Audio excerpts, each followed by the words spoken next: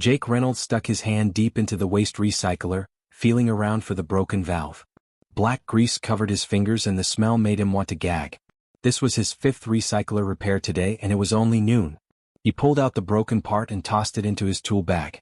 Another day in paradise, he muttered to himself. 3 years ago, humanity had finally achieved faster-than-light travel. The discovery had been an accident, really. A physics experiment gone wrong that somehow tore a hole through space. Within weeks, Earth made contact with the Galactic Conclave, a massive space station where 47 alien species governed the known universe. Humanity was invited to join. Everyone on Earth celebrated. Finally, humans would take their place among the stars. But reality was disappointing. The other species treated humans like children. No, worse than children. They treated humans like pets who had learned a clever trick. Every alien species had developed FTL travel through careful scientific study over thousands of years. Humans had stumbled into it by pure luck. That's what they all said anyway. So humans got the worst jobs. They cleaned. They repaired broken equipment. They did paperwork that no one else wanted to touch. Jake had a degree in engineering from MIT, one of Earth's best universities. On the conclave station, that meant he was qualified to fix toilets. His comm device buzzed. Jake wiped his greasy hands on his uniform and answered. Reynolds here. Reynolds, get to the Grand Archive immediately. It was his supervisor, a slug-like creature named Gorth who constantly smelled like rotting fish. The chamber just opened. You're on cleanup duty after the ceremony. Jake's heart jumped. The Grand Archive? It actually opened? Yes. Don't act so surprised. Just get there with your cleaning equipment. The ceremony starts in 1 hour. The comm clicked off before Jake could ask any questions. The Grand Archive. Everyone on the station had been talking about it for weeks. The chamber had been sealed for 10,000 years, locked by technology no one could understand. Scientists from every species had tried to open it. Nothing worked. Then, 3 days ago, the doors simply slid open on their own. Inside was the Star Throne. Jake had seen pictures on the news feeds. The throne was beautiful, carved from some kind of crystal that seemed to hold entire galaxies inside it. According to legend, it had belonged to the progenitors, an ancient civilization that vanished millions of years ago. The progenitors were like gods in the galaxy. Every species told stories about them. Some believed the progenitors had created all intelligent life. Others thought they had simply been the first civilization to achieve advanced technology. The throne was supposed to choose someone. An inheritor. Someone who would receive all the progenitors' knowledge and power. Every alien species wanted that power. The Galactic Council had spent 3 days arguing about who would get to try first. Finally, they decided everyone would get a chance. The greatest champions from each species would approach the throne, one by one, until it chose someone. Humans weren't invited to try, of course. They were only good enough to mop the floors afterward. Jake packed up his tools and grabbed his cleaning cart. As he walked through the station corridors toward the Grand Archive, he passed groups of excited aliens. The Krylon moved in clusters, their crystalline bodies chiming like bells as they talked. The tall, thin Telex glided silently past, their large eyes focused on something only they could see. The Varric soldiers marched in formation, their reptilian faces stern and serious. No one looked at Jake. To them he was invisible. Just another human doing another worthless job. The Grand Archive was in the oldest section of the station. Jake had never been allowed in this area before. Armed guards stood at every intersection, checking identification. They barely glanced at Jake's ID card before waving him through. A human cleaner wasn't a threat to anyone. When Jake finally reached the archive chamber, his breath caught in his throat. The room was enormous, bigger than any space he'd ever seen. The ceiling stretched up so high it disappeared into darkness. Thousands of seats lined the walls in ascending rows, already filling with alien dignitaries.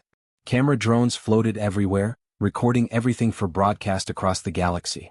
And there, at the center of the chamber, was the Star Throne. It was even more beautiful in person. The crystal seemed to glow from within, shifting through colors Jake didn't have names for. Stars and nebulas swirled inside the material, as if the throne contained an entire universe. Jake found a corner near the maintenance access and set up his cleaning cart. He tried to be invisible, but his hands were shaking. He was about to witness history. The Star Throne would choose its inheritor, and nothing in the galaxy would ever be the same. He just wished humans had a chance to try. The ceremony began with a sound like thunder. Deep drums echoed through the Grand Archive chamber as the first champion approached the Star Throne. Jake watched from his corner, pretending to check the environmental control panel while his eyes stayed fixed on the scene below. The first champion was a Krylon high priest. The Krylon were masters of energy manipulation. They could pull electricity from the air and shape it with their minds. Their civilization was over 50,000 years old.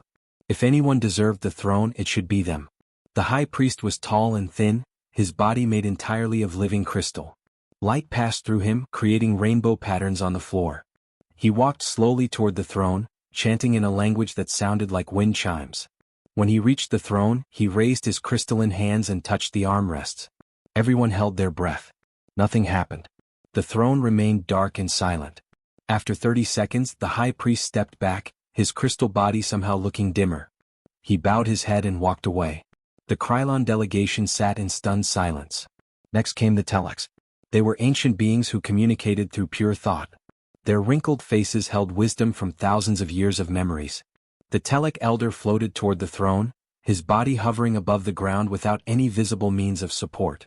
His mind reached out, trying to connect with the throne's consciousness. Again, nothing happened. One by one, the champions failed.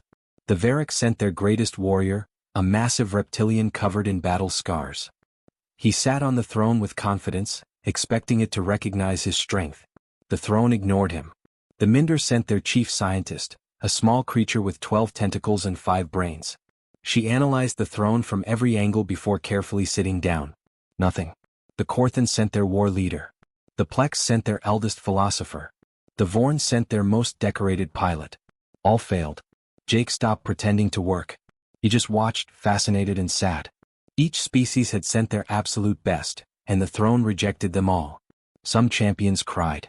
Others looked angry. A few seemed relieved. Hours passed. The ceremony continued. 20 species tried. 30. 40. Jake's legs hurt from standing so long. He sat down on his cleaning cart, no longer caring if anyone noticed him. The aliens were too focused on their own disappointments to pay attention to a human janitor. Finally, the 47 species sent their champion. It was a being of pure energy, barely visible to human eyes. It approached the throne with hope, touched it with something like a hand and waited. Nothing. The chamber fell into heavy silence. Every species had tried. Every species had been rejected. What did this mean? Was the throne broken? Had the progenitors made a mistake? Counselor Rex stood up from his seat. He was the leader of the Varric species and one of the most powerful beings in the galaxy. His reptilian body was massive, covered in green scales that looked like armor. His yellow eyes scanned the chamber with barely hidden rage. The Varric had been so certain they would be chosen. Those yellow eyes landed on Jake. A cruel smile spread across Rex's face, showing rows of sharp teeth. "Wait," he announced loudly. His voice boomed through the chamber. "We have not tried everyone." Other counselors looked at him with confusion. Every species had sent a champion. What was Rex talking about? Rex pointed directly at Jake. "We have not let the human try." Laughter started immediately. It began as small chuckles and grew into roaring laughter that echoed off the chamber walls. Thousands of aliens laughed at the idea. A human? Try for the throne? It was the funniest joke they had heard in years. "Yes," shouted another counselor. "Let the primitive ape have his turn." "Perhaps the throne prefers simple minds," someone else called out. More laughter. Camera drones turned toward Jake, broadcasting his humiliation across the galaxy. He could feel his face turning red. Jake had spent 3 years on this station being treated like garbage. 3 years of insults and mockery. 3 years of being invisible until someone needed a toilet fixed. He was tired. So tired of it all. He looked at the star throne, still glowing softly in the center of the chamber. What did he have to lose? His dignity? They had already taken that years ago. Jake set down his tools carefully. He stood up from his cleaning cart and began walking toward the throne. The laughter grew louder with each step. Aliens pointed at him. Some made ape sounds. Others slapped their knees or tentacles or whatever appendages they had. Jake kept walking. His heart pounded in his chest. His hands shook, but he kept his head up and his back straight. If they were going to laugh at him, he would at least walk with dignity. The throne waited ahead, beautiful and mysterious. Jake had no idea what would happen. He just knew he was tired of being treated as less than everyone else. He reached the throne and turned around. Thousands of eyes watched him. Cameras recorded every moment. The entire galaxy was watching this joke. Jake sat down on the star throne. Jake sat on the star throne and waited. 1 heartbeat passed. Nothing happened. 2 heartbeats. The laughter in the chamber grew even louder. Someone threw a piece of fruit at him. It bounced off his shoulder. 3 heartbeats. Jake felt foolish. Of course nothing would happen. He was just a maintenance worker. Just a stupid human who fixed broken toilets. Then the throne exploded with light. Brilliant white light erupted from every surface of the crystalline throne. Jake couldn't move. His body felt frozen in place. The light wrapped around him like living threads, spinning faster and faster until he was surrounded by a cocoon of pure energy. Ancient symbols appeared in the air, glowing bright blue. They spiraled around Jake's head, moving in patterns that hurt to look at. The symbols passed through his body, scanning him. Jake could feel them reading something deep inside him, something in his very bones and blood. The entire chamber shook. Not a small tremor, but a violent earthquake that knocked aliens from their seats. Camera drones fell from the air. The lights flickered. Energy cascaded across the walls in waves of color that shouldn't exist. Then the throne spoke. The voice was impossibly old and came from everywhere at once. It spoke in a language that had been dead for millions of years. But every translator in the chamber activated at the same moment, converting the ancient words into something everyone could understand. Inheritor recognized.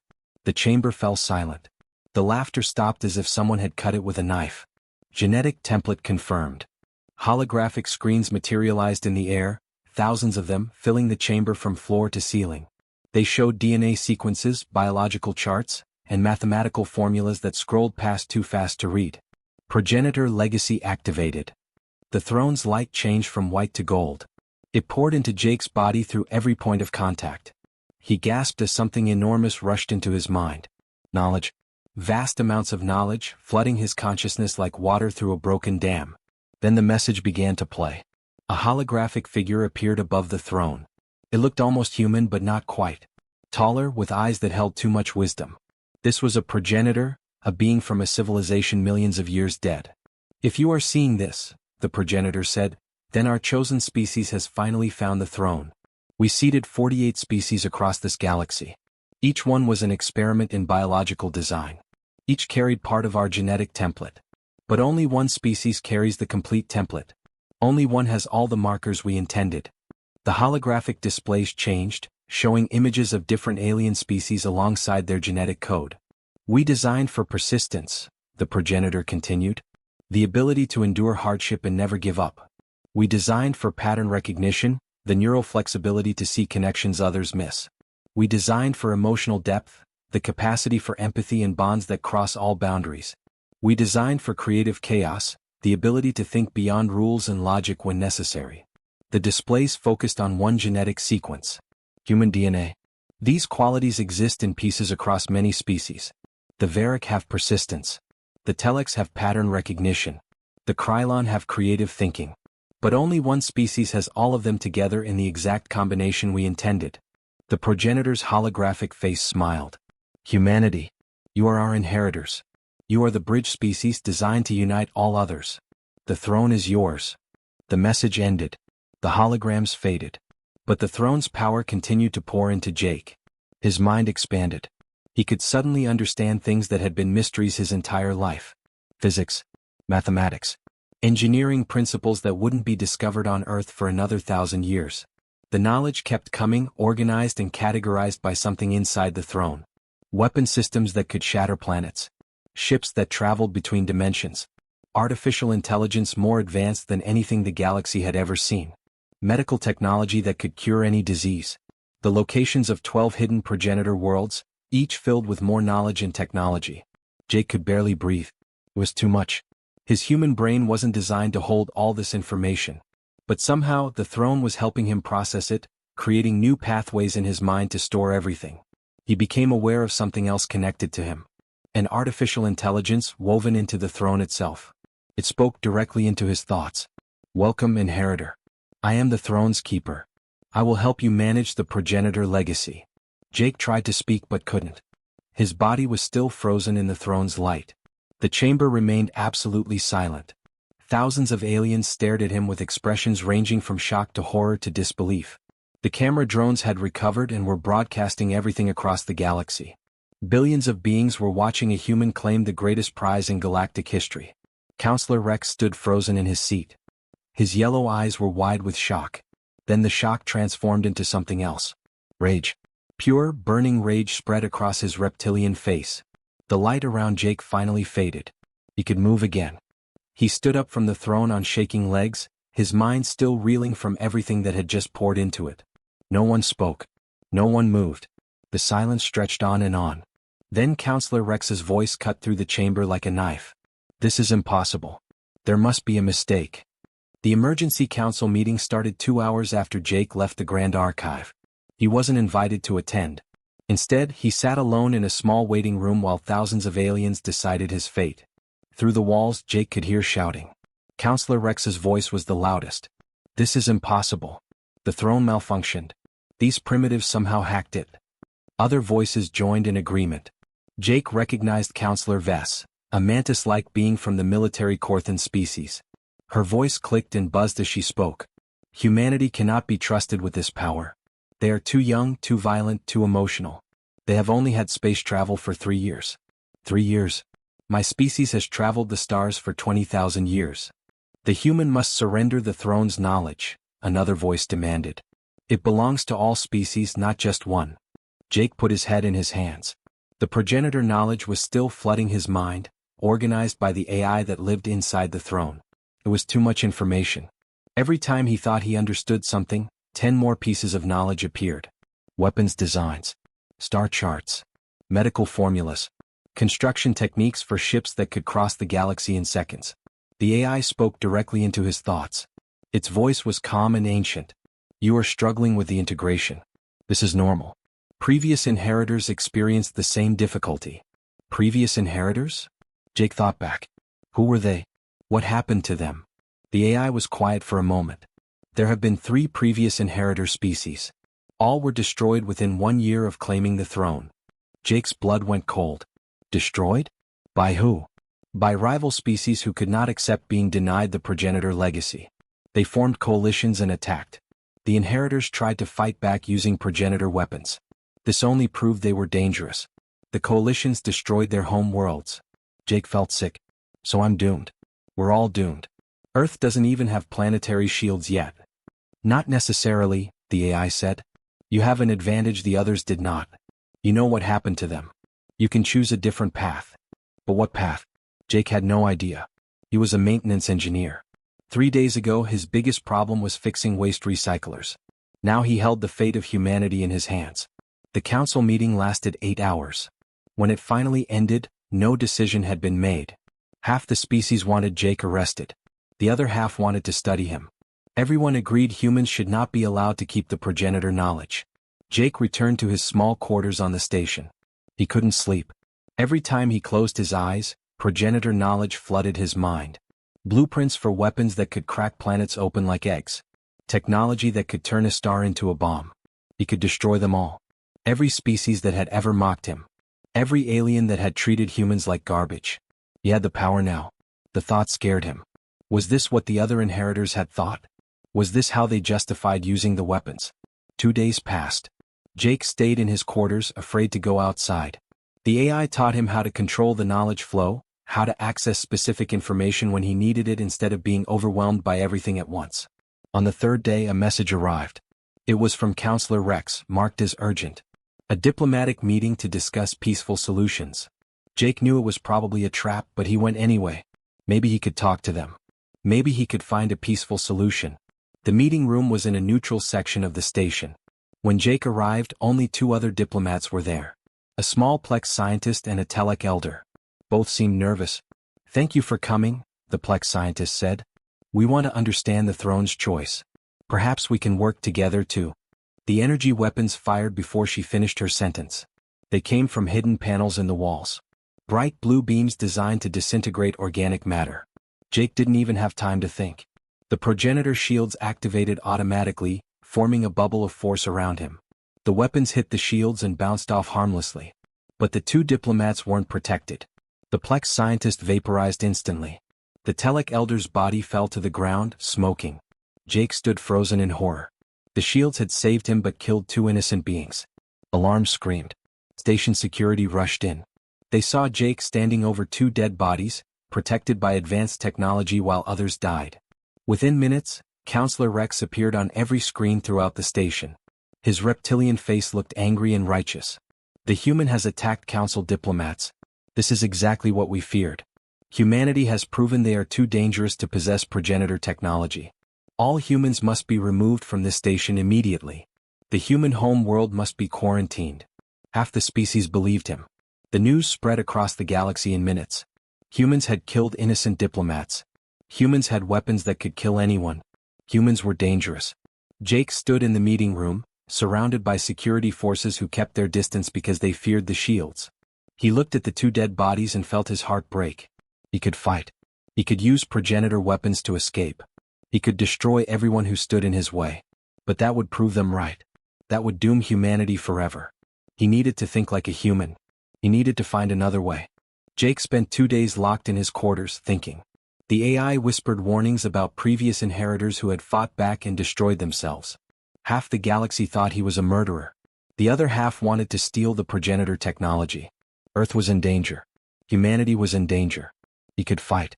The throne had shown him weapons that could destroy entire fleets.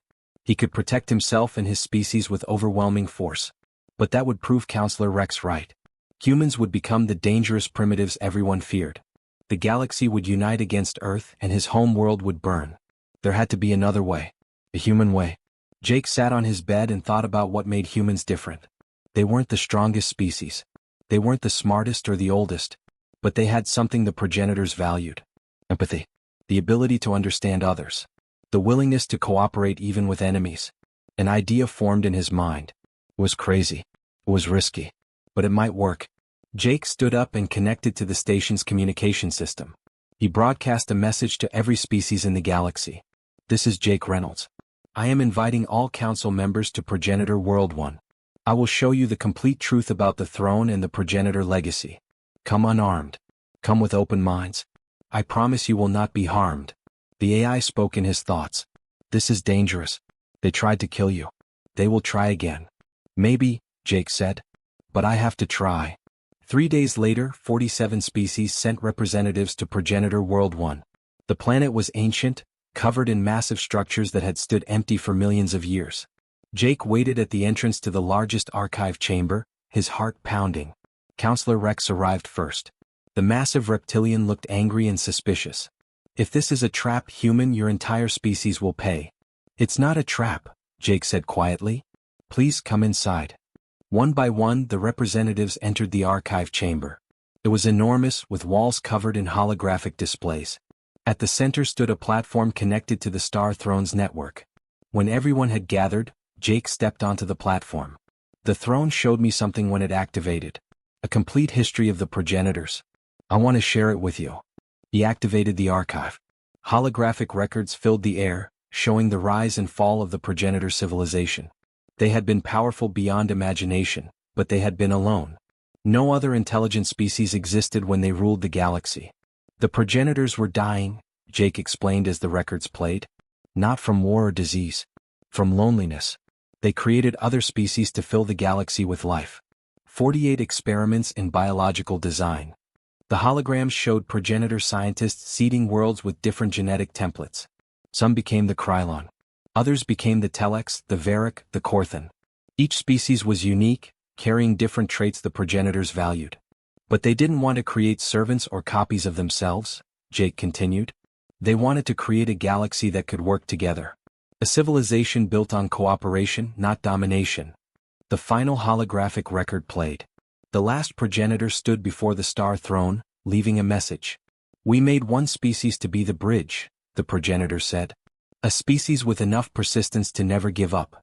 Enough empathy to understand others. Enough creativity to find new solutions.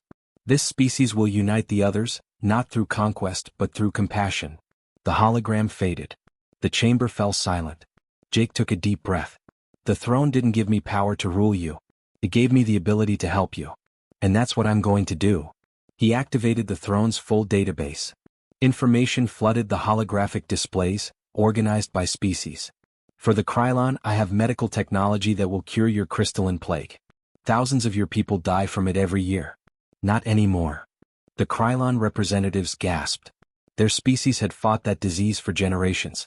For the telex, I have mental defenses that will protect you from psychic attacks. Your telepathy makes you vulnerable. This will keep you safe. Jake went through each species, offering them technology specifically designed for their needs. Agricultural advances for the Minder. Longevity treatments for the short-lived Plex. Energy efficiency improvements for the Korthan. Solutions to problems that had plagued each civilization for centuries. I'm giving this technology freely, Jake said. As a gift, not a weapon. Counselor Vess clicked her mandibles together nervously. What do you want in return? Cooperation, Jake said simply. The throne has safeguards I control. None of this technology can be weaponized without unanimous council agreement. We move forward together or we don't move forward at all. The chamber erupted in discussion. Some representatives were excited. Others were suspicious. All were shocked. Counselor Rex stood up slowly. His yellow eyes were wet. My daughter has the genetic disorder this technology cures. She was going to die before her 10th year. Jake nodded. I know. The throne told me. She'll live now. Rex's voice cracked. You could have destroyed us. We tried to kill you. We called your species primitives. We treated you like garbage for 3 years. And you healed my daughter. That's what humans do, Jake said. We're stubborn that way. We help people even when they don't deserve it. Rex bowed his head. When he looked up again, something had changed in his eyes. Respect. I was wrong about your species. The Galactic Council reformed that day. They created the Progenitor Legacy Council, where every species had an equal voice. Jake would manage the technology releases, but only with council approval. Humanity became partners, not rulers.